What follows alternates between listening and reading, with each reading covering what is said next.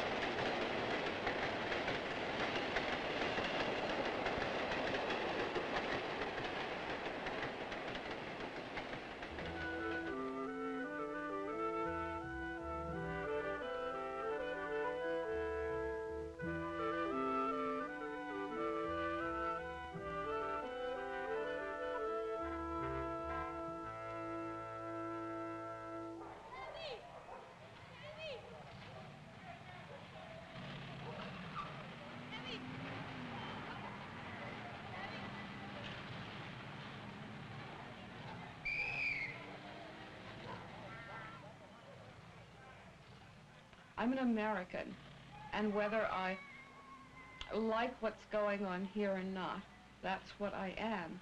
And my identity is with America and its beautiful ways of life and with its painful ways of life.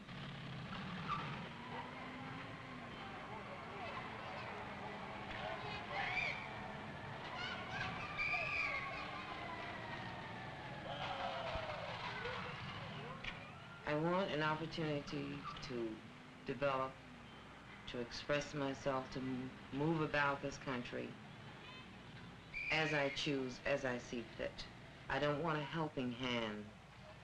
I feel that if I'm allowed freedom of expression, freedom of movement, I won't need any help. I can help myself.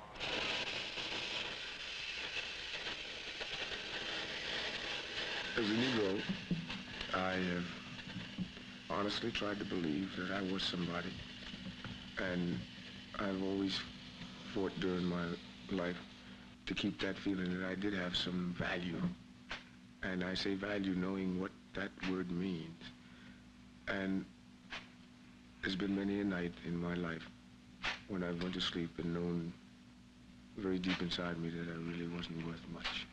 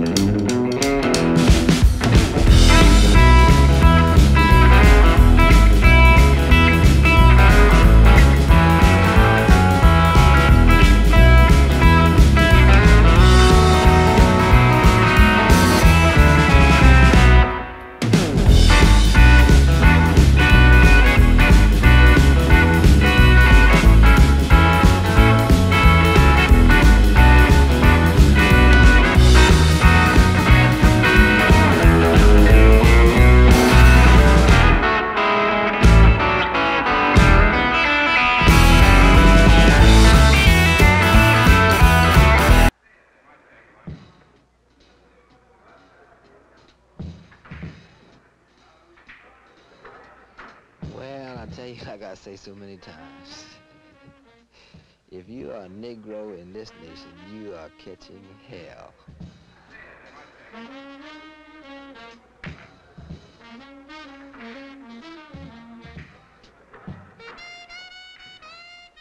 That's a generalism, you know. It's a generalization. It's too simple.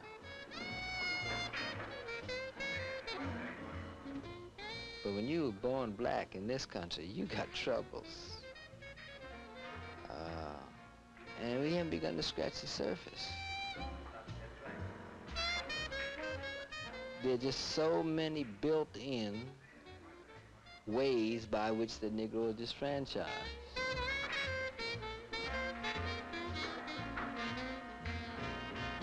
any white doorman can make any Negro, no matter how educated he supposedly is, feel like trash. It's like coming up to him, you know, asking what business he has in the building if the building's a little too nice for him to be in. I mean, no matter how stupid the white man, no matter how stupid the person, you know what he's thinking. And you feel self-conscious about it. You can't help it. And you feel like punching them one. That's what, you can't go through your whole life feeling like you want to punch everybody out the street.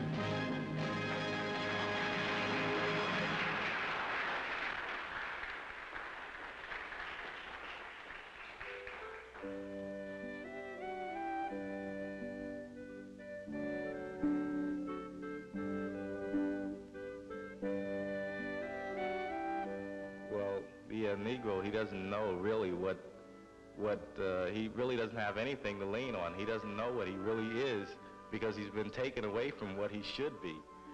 And so he's forced between something and something that's not.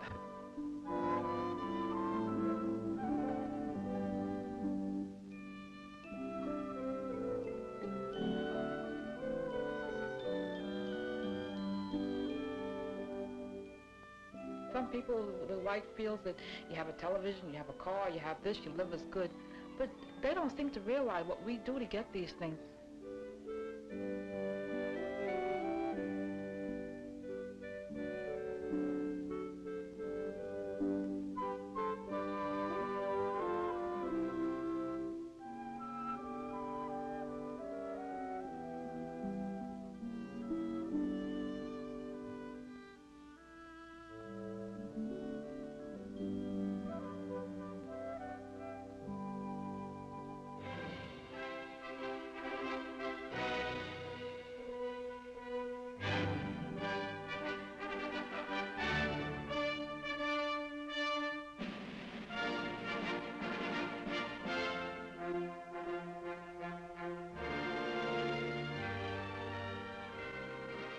For the day when we become Americans, all Americans, we don't, the day when we don't no longer speak of the Irish, the Italians, the Jewish, the Negro, etc., that we only refer to ourselves as Americans.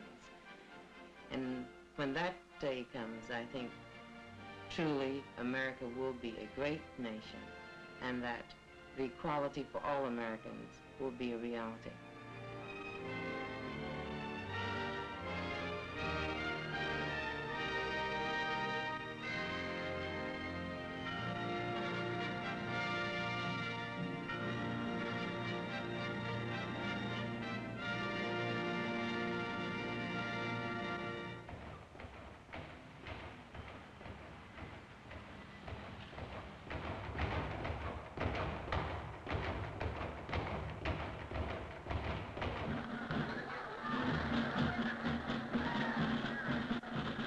There has been a real change in the self-image of the Negro in the past 5 years. It's a remarkable thing. It's a very encouraging sign. It's sort of a tenuous thing, but there was a realization that the darker people of the world are going to make a more positive contribution to world culture, take a much more active part and a voice in how things are going to be politically, socially, economic. And this has reflected in the life of the country. There's a positive tone that things will be better, that we will be able to get better jobs, that there will be breaks in many areas.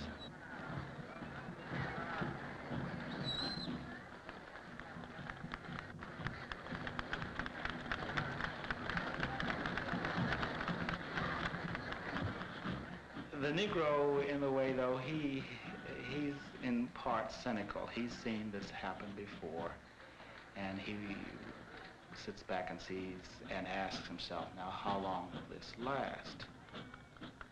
He has lived through too many of these developments to ever put his final hope in these things.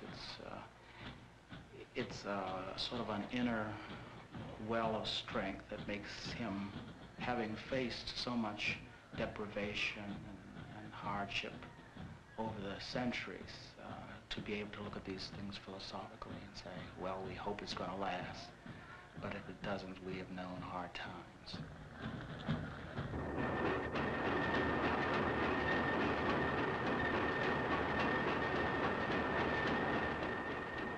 This is the real revolution that's taking place in this country today. It is the image that the Negro has of himself today. This is the revolution, sort of an internalized revolution, but nevertheless, it is a revolution in the sense that this is the image that the Negro now has of himself, that he does have roots, that his beginnings didn't begin, it didn't begin in some master's plantation in Fork Knuckles, Georgia, or Hang'em Creek, South Carolina. But it began centuries and centuries, even before the white man climbed out of the cave.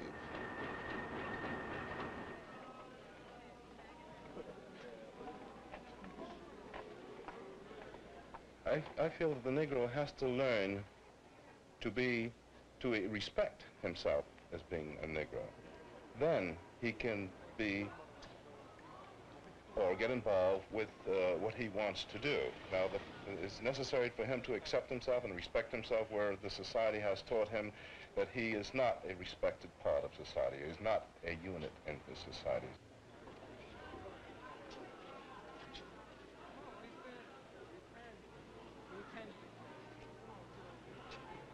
The Negro painter, I feel, has to be free of the yoke in order to create freely. And as long as the yoke is there, it's difficult for him to be that strongly creative. It's always this lump in the stomach that he can't possibly, or it's difficult for him to digest his food, or difficult for him to create what he wants to create. And so there is always this little feeling that he has denied his race if he doesn't make some contribution to it.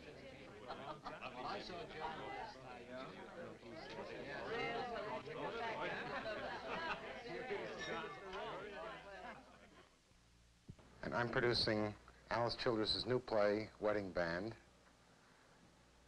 We are now getting started raising the money, which is why we're all here. I think that's all, and I hope you all like it very much. That's the only kind of love they want from us. It's wrong to hate. And it's wrong to love, too. We got to be good, got to be 3 times as good, just to make Why? When they mistreat us, who cares? When we mistreat each other, who cares? Why we got to be so good for them? Turn you, Julia Augustine, you hard-headed thing, 'cause they'll kill us if we not. They doing it anyway. Last night I woke up thinking of all of my people that's been lynched. I dreamed that all the dead black men gathered together in spirit at the foot of my bed, standing in the corners of my room, quietly waiting for something. I've always been afraid of dead people, though I know they can't do any harm. I wish they could fight back. Oh, that awful silence. The lynched dead men gathered in spirit at the foot of my bed. I got up from my troubled sleep. Who's there? Only the shadows flickering on my wall. Oh, Lula, for what these white people have done to us, all they want in return is to be loved with a greenly love. If you're not greenly, God save you.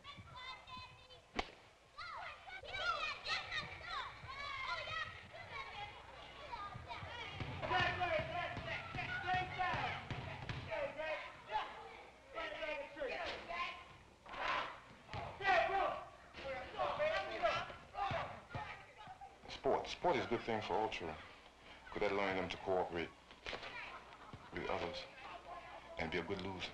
You don't have to be a winner all the time, be a good loser too. That's one of the best things in the world, be a good loser.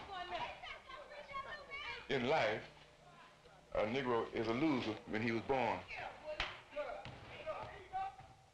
I figure you have to take the bitter with the sweet. And when you're being a loser, you know what bitter is, and then you got to go forward to see what the sweetness is.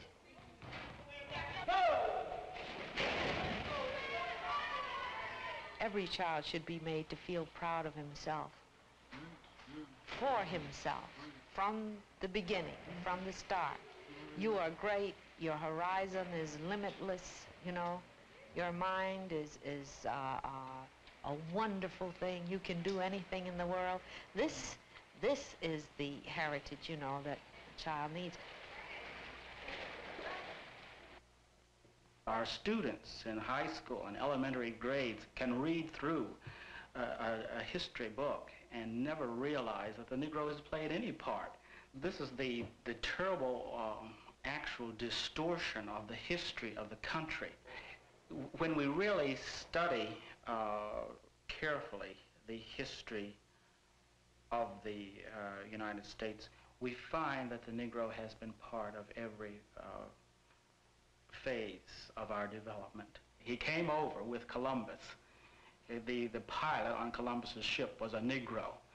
This is such an elementary fact, but something which would help the Negro child in his image, as it is done for every other ethnic group which has made up the history of the country. But it's as an integral part, not as a special or a chosen people, but as an integral part. And when he was given an opportunity, he made a positive, productive contribution to the history of the country, every place.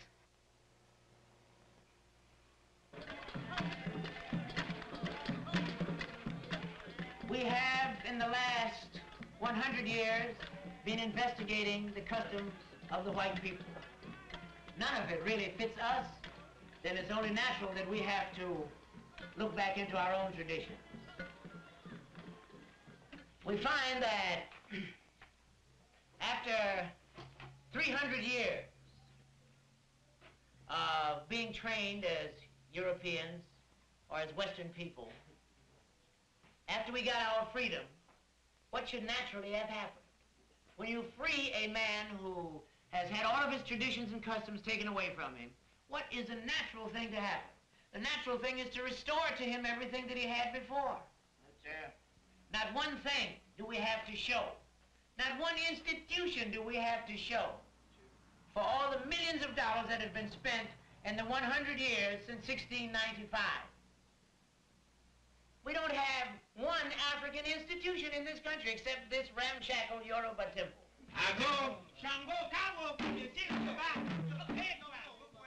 Shango, god of lightning and thunder.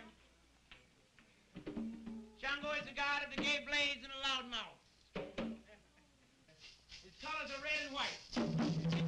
Obatala is the father of the gods, and Shango is the king of the gods. Shango is a hard ruler. He's a loud ruler. Shango brings problems on himself.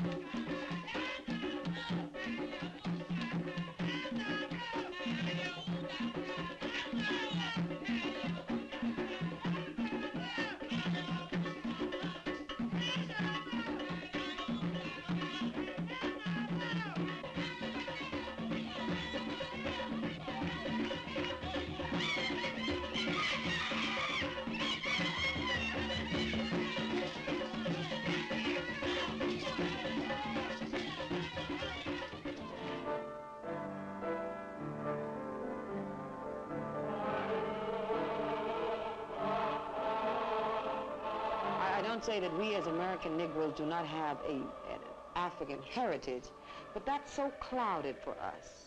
Meaning us as Negroes, or at least it's clouded to me.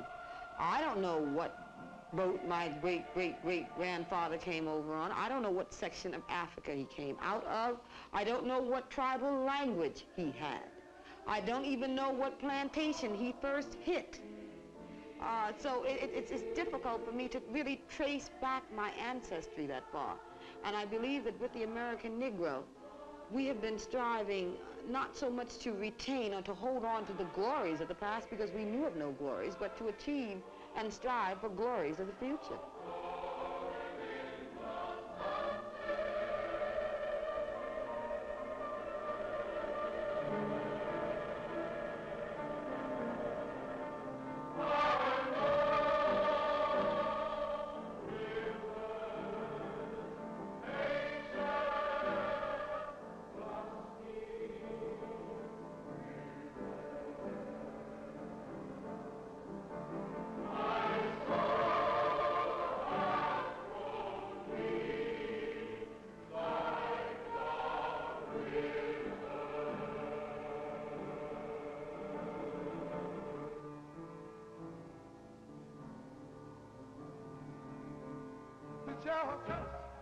The little cup with tea.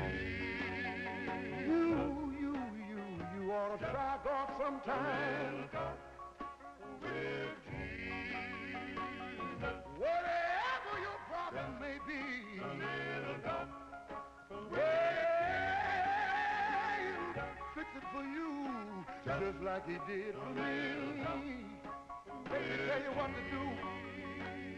Then why get on your knees and tell him, please, Lord, and I know he'll make it all right. He'll make it all right.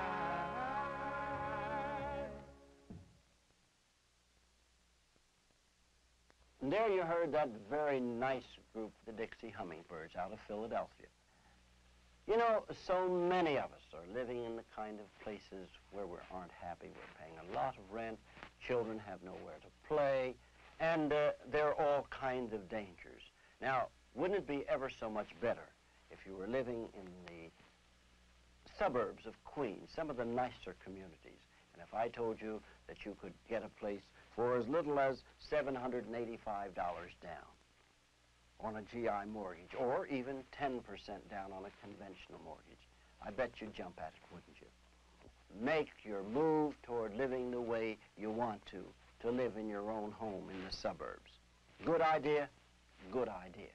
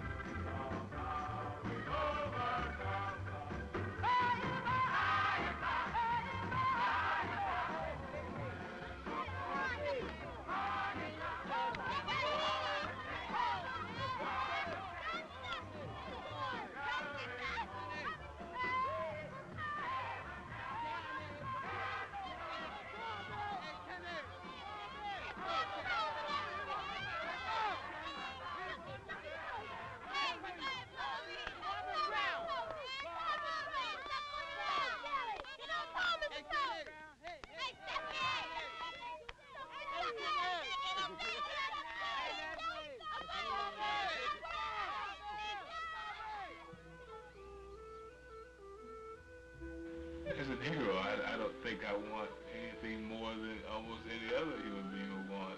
I want to have dignity. I want to be useful. I want to function. the limits of my ability. We all want to live decently, you know?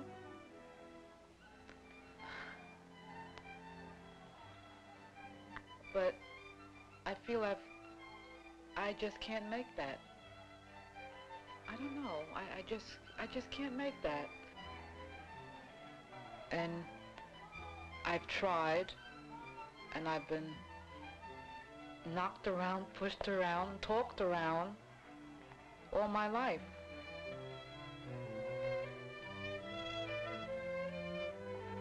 But I have seen progress. I feel there is some progress.